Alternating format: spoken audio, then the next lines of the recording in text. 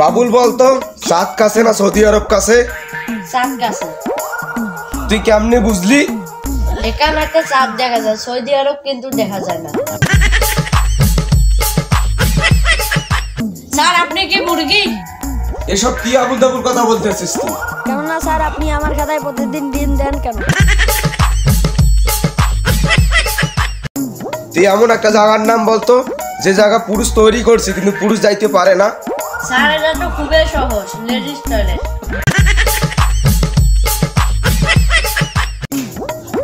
আচ্ছা বাবুল, তোকে দেখলাম তুই সিগারেট খাইতেছিস কেন? কেননা তুই জানিস না সিগারেট খেলে শরীরে সমস্যা হয়ে যায়। তাহলে কি করলে শরীর সুস্থ থাকবে? সবসময় হাসতে হবে। ঠিক আছে স্যার, আজ থেকে হাসতে হাসতে সিগারেট খাবো।